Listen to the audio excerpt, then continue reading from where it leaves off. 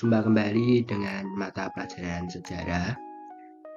Kali ini kita akan melanjutkan perjalanan kita.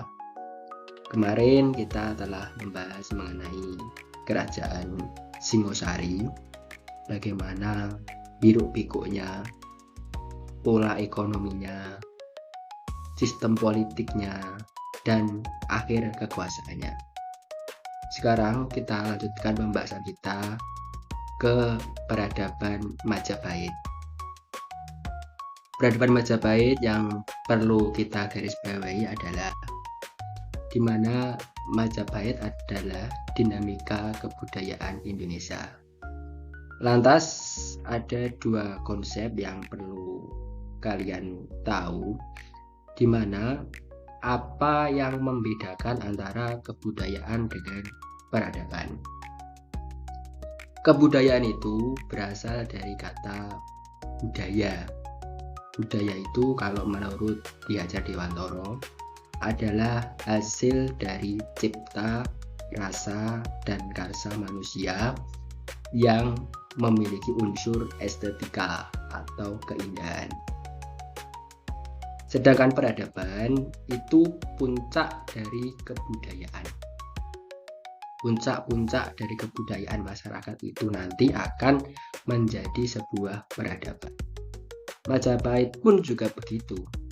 Majapahit ini dalam entitas kebudayaannya menghasilkan beragam macam kebudayaan, baik fisik atau material, kemudian ide atau gagasan, dan tindakan. Lantas dari kebudayaan-kebudayaan itu nanti akan memuncak menjadi sebuah peradaban yang agung. Di layar saya beri lambang kerajaan Majapahit. Lambang kerajaan Majapahit seperti itu. Gambarnya seperti matahari yang bersinar. Lambang itu nanti kemudian akan digunakan oleh kerajaan Demak sampai seterusnya hingga Mataram, kemudian sampai sekarang di mana Kadipaten Mangkunegaran juga memakai lambang yang mirip dengan lambang Majapahit yang bernama Suryo Sumirat atau matahari yang bersinar.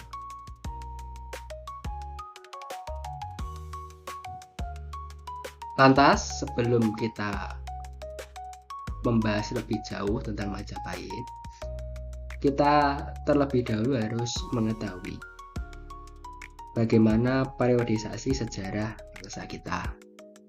Secara umum, menurut pakar arkeologi, kajian arkeologi ada yang pra-aksara atau prasejarah, kemudian proto-sejarah, dan klasik.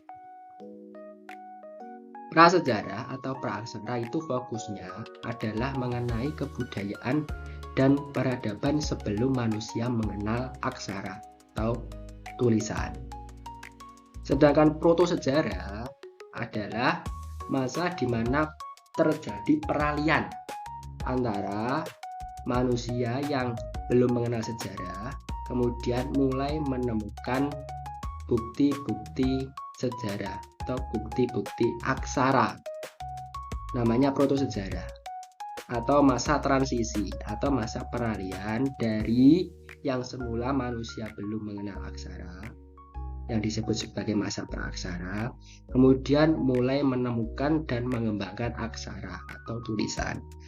Ini disebut masa protosejarah atau peralihan dari masa praaksara menuju masa aksara. Setelah mengenal aksara, kemudian perkembangan berikutnya adalah masa klasik. Masa klasik itu kalau di Indonesia identik dengan masa di mana terdapat kekuasaan hegemoni kerajaan Hindu dan Buddha.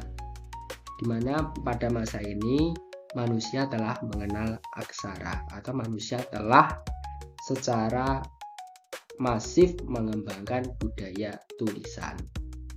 Maka sudah masuk masa sejarah. Setelah Hindu Buddha atau masa klasik, kemudian bersambung ke masa Islam. Orang Islam berarti munculnya kesultanan Islam. Kalau kesultanan Islam pertama di Jawa adalah Kesultanan Demak Bintoro. Kalau di Aceh yang pertama adalah Kesultanan Samudra Pasai atau Samudra Darussalam.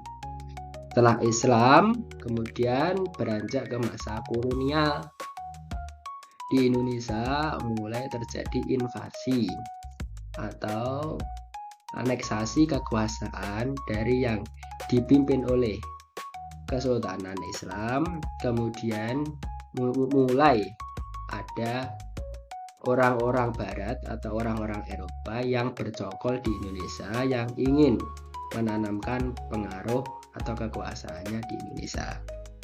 Kolonial ini sangat panjang, di mana yang kolonial terbesar itu ada Belanda dan Jepang.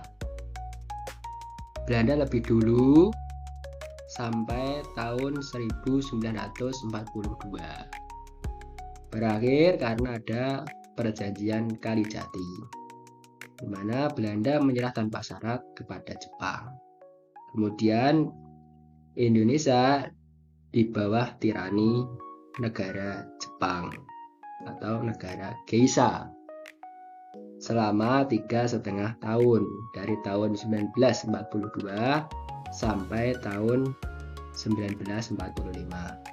Kemudian atas berkat rahmat Allah yang Maha Kuasa dan dengan didorongkan oleh keinginan luhur supaya berkehidupan kebangsaan bebas, maka pada tanggal 17 Agustus 1945 kita mengikrarkan kemerdekaan negara Indonesia, di mana yang membacakan teks proklamasi adalah Insinyur Soekarno didampingi oleh Bapak Dr. Andes Muhammad Hatta. Pelaksanaan upacaranya dilakukan di rumah Insinyur Soekarno yang berlokasi di Jalan Pegangsaan Timur nomor 56 Jakarta. Setelah itu kita sudah resmi merdeka menjadi negara yang tidak berada di bawah kekuasaan negara kolonial. Kemerdekaan itu menjadi awal bagi kita untuk mengatur sistem pemerintahan sendiri tanpa didoktrin oleh negara lain.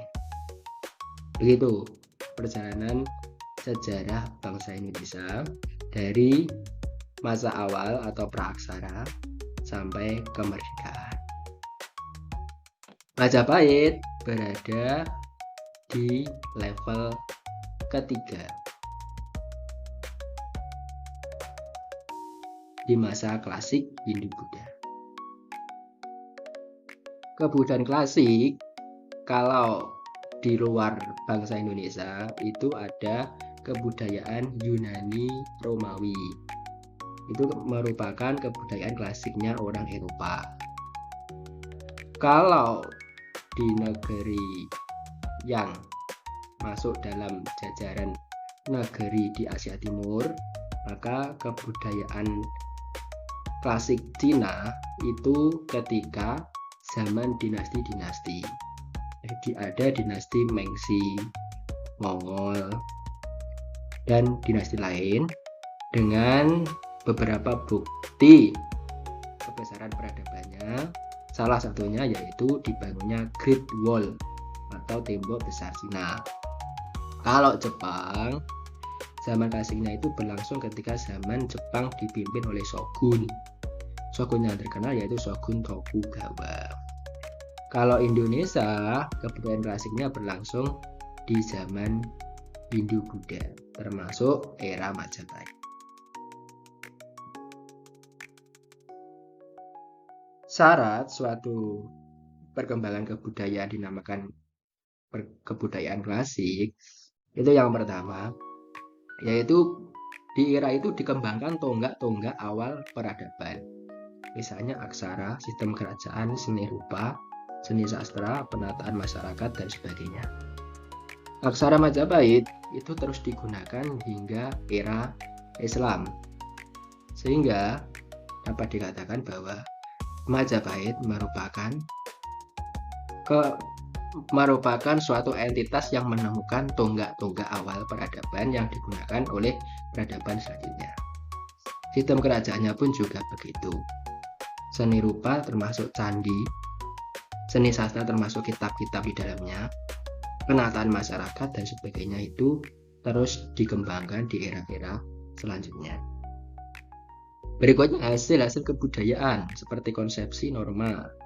Kebudayaan materi dari suatu masa masih terus dikenal dan dijadikan acuan hingga sekarang. Termasuk di dalamnya konsepsi mengenai keragaman, kemajemukan di Majapahit yang terangkum dalam kalimat Bhinneka Tunggal Ika, Pramana Dharma Mangruwa. Itu konsepnya terus dipakai hingga kita menjadi negara yang merdeka, di mana semboyan negara kita yaitu Bhinneka Tunggal Ika, yang itu merupakan konsepsi yang sudah dipakai di era Majapahit. Sehingga pas kalau Majapahit merupakan salah satu kebudayaan klasik di Indonesia. Kerajaan masa Hindu-Buddha ada banyak. Ada Taruma, Sriwijaya, Mataram Kuno, Jenggala, Kediri, Bali, Sunda Kuno, Singosari, Melayu, Majapahit, dan Bambangan. Kita fokuskan ke Majapahit. Peradaban di Majapahit itu ada peradaban yang nyata, yang dapat dilihat. Ada juga peradaban yang ada namun tidak secara nyata terbuka. Kemudian ada peradaban Majapahit yang berkesinambungan, atau ada yang berlangsung terus-menerus antara zaman Majapahit dan pasca Majapahit. Hasil kebudayaan yang nyata itu berarti kebudayaan yang mudah diamati dan terlihat langsung hingga kini. Misalnya apa? Keadaan bangunan, candinya kayak apa, arcanya kayak apa. Itu kan termasuk peradaban yang nyata. Kebudayaannya nyata dan dapat diamati menggunakan mata telanjang. Ada juga peradaban yang ada namun tidak secara nyata. Misalnya keadaan kota Majapahit. Keadaan kota Majapahit itu ada namun tidak secara nyata dapat kita buktikan kalau seperti itu. Kalau ingin tahu mengenai bagaimana penataan ruang atau tata kota Majapahit, nanti sumber yang dapat kita rujuk adalah naskah Negara Kertagama atau Desa Warnawa, Pupuh 8-12. Pupuh itu gampangnya bab. Di Negara Kertagama bab 8-12.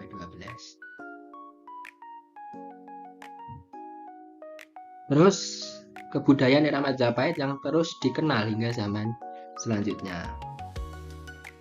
Salah satunya yaitu bentuk pintu gerbang Candi Bentar. Candi Bentar itu pintu gerbangnya Majapahit yang sampai sekarang masih digunakan di tempat-tempat instansi pemerintah kayak pendopo, gedung pertemuan. Itu kalau pintu gerbangnya menggunakan Candi Bentar. Bahan ornamen, sistem penataan kota, dan sistem pendidikan di Mandala. Jadi di Majapahit itu ada sistem pendidikan namanya Mandala.